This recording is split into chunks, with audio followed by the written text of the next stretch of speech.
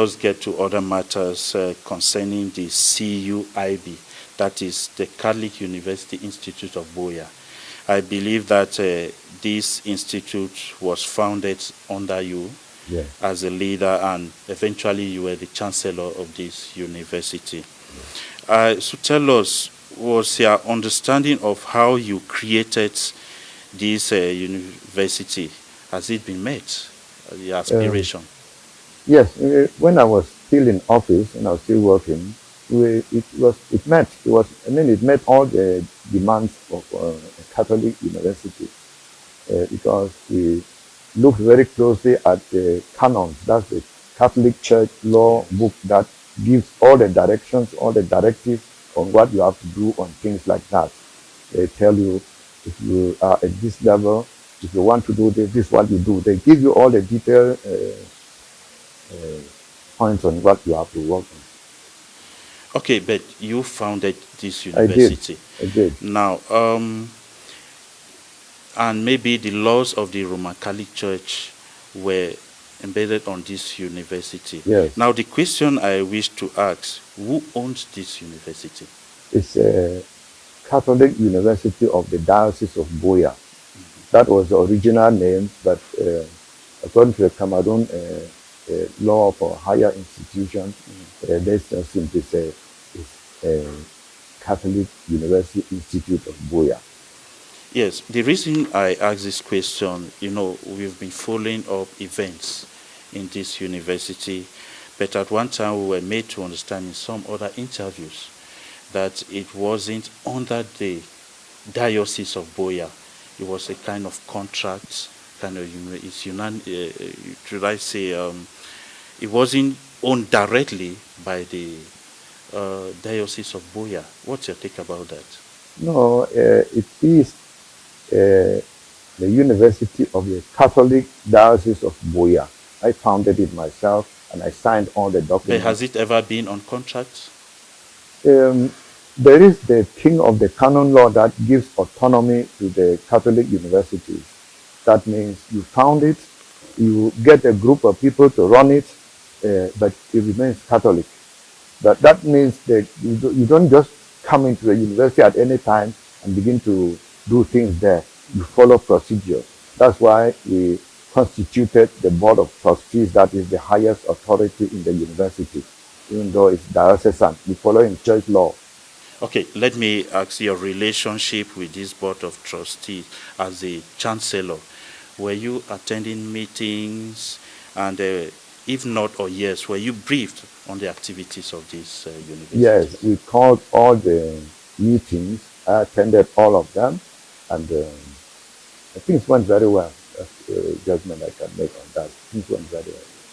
Okay, if things went, I want to ask some detailed questions as far as this university is concerned. Were there any serious problems by then when you were the chancellor of this university? No, we did not. It was, you would say, following the level of higher education in Cameroon was an ideal university, ideal. Okay. I understand during your tenure of office, it was Father Just Keze who was there. How was your relationship with him, sir? No, very, very cordial. And he was a great worker at the university and for the church. But a lot has been said about Father Just Keze and the university. I think it would be nice if your relationship was good with him as far as the coordination of the university is concerned. Now, can you give us some insights? I looked at him as a person who is very, very gifted. And as a priest, he's a great pastor. And as administrator, I thought he was really top. He was very good. Because he could coordinate, he could relate well with the administration, with the faculty, with the students, and so on. So he did a lot. Okay, but since many things have been said about Father George Keze, when you moved out as at the diocese, as the head of the diocese. Some of these things, problems came up. Now, what can you say about these problems and maybe him quitted from the university? No, I mean they would have come as they came, the problems and so on. Uh, you would expect that at some point an institute like that would have uh, problems that just all of a sudden appear. I think that's where he had difficulties, that the problems just simply came and he was struggling with them. Um, when he was removed from the university, he was in America, in the US. The idea of being in the US was that he was going to be working and trying to coordinate things to work in favor of the foundation of the university, which is in the US.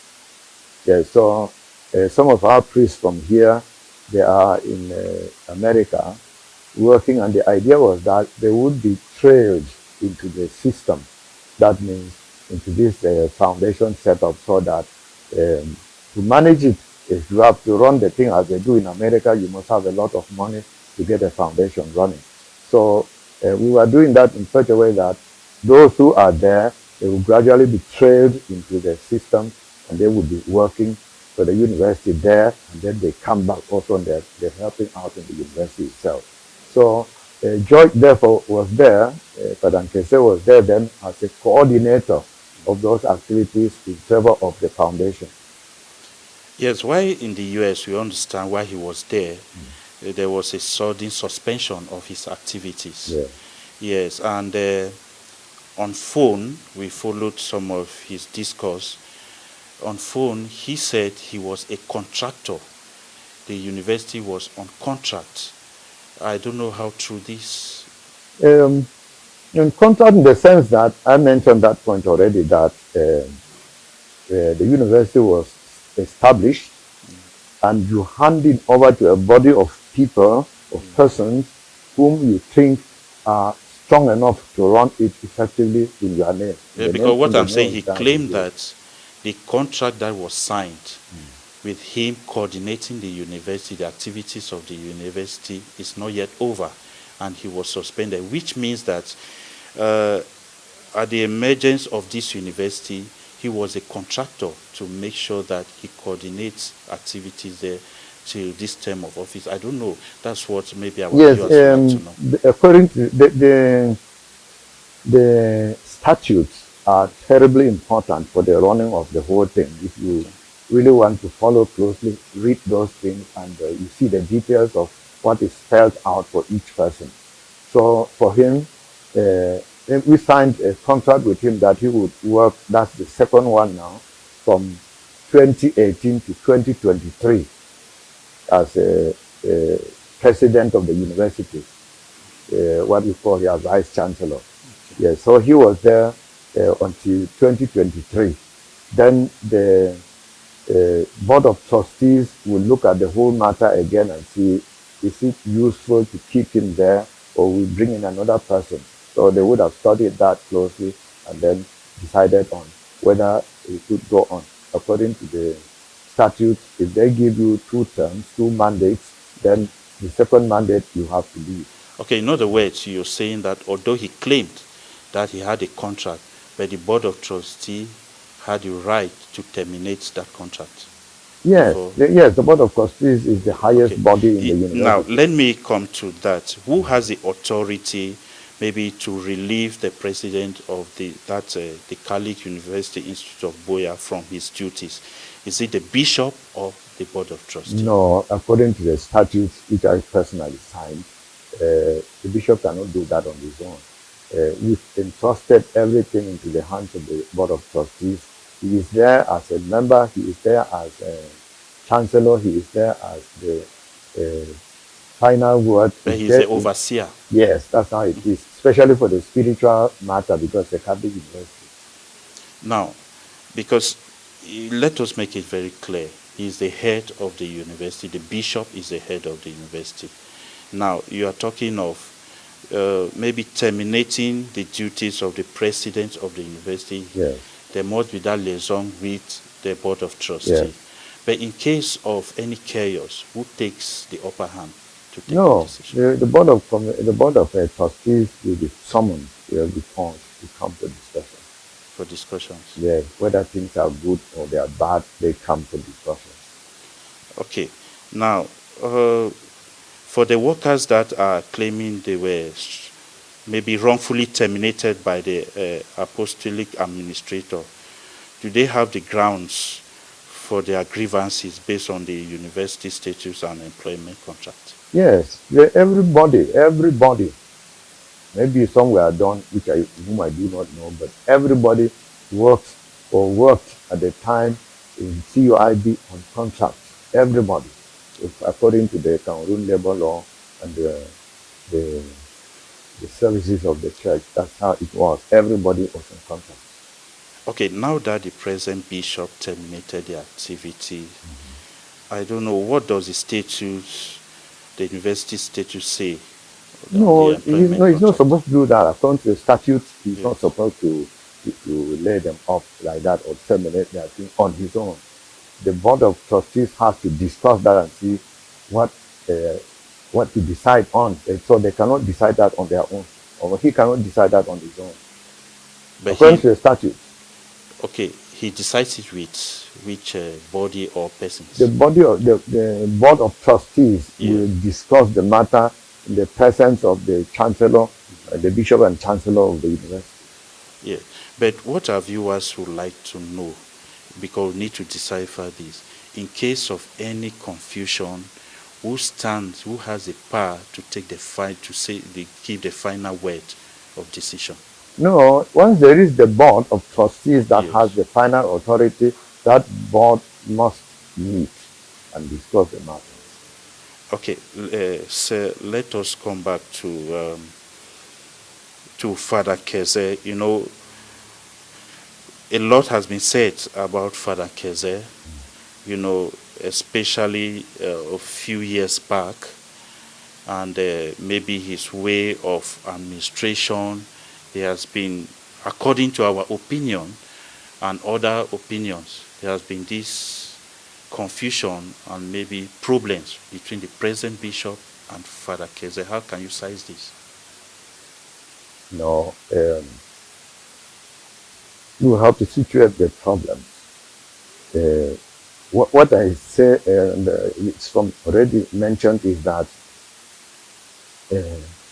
all the things that he is and does as far as being head of the university is concerned, they are all worked out by the statutes. Every detail is given there, and then the decision making to employ him, appoint him, and so on is the work of the. But his name has sparked a lot of controversy among the priests, you know, the members of the clergy. It has sparked a lot of controversy. What do you think should be the reason? No, I think that I've known George from childhood, really, I would say. I was teaching in the primary school when he was a toddler of 5 years, kicking these new things along the road in Fiango there. Then I taught him again in Bishop Gogan College. I taught him again in the major seminary in Bamboo. So I thought that I knew him fairly well. And he's a very strong person in character. He's a very strong person intellectually, and very strong person morally, and so on. So I thought. Yeah, really, those attributes you've given are somehow true about him. But at one time, I believe he has been education secretary of the church. And if I'm right, at one time he felt like the priests who are heading educational institution, should go back to the church and the lay persons take over. And it's like some priests were not happy about it.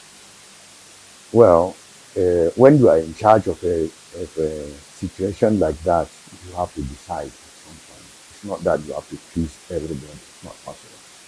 So you see the good in handing the schools back to lay people, or of keeping the priests and religious in charge. You have to decide because of the actual situation.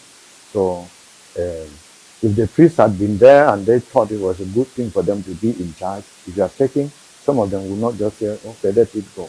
They want to also remain there. It happened during your tenure of office. What was your take? No, I mean, I decided that the priest and the religious will be looking after the school until such a time that we thought it was good to change. Okay, his maybe high, maybe handing of the institutions in the Diocese of Boya, and maybe his administration. How could you size it? Because as you said, he's somebody who is so decisive. He was very vocal. He was somebody who is so strong in his decision and straight to the point. How did you look at this? Nowadays, that administrators are condemned, they are criticized in handling affairs. No, I thought that he was a very good person to handle all those offices. That's how I moved him from education secretary to the head of the Catholic University. Yes. Okay, let's get to this.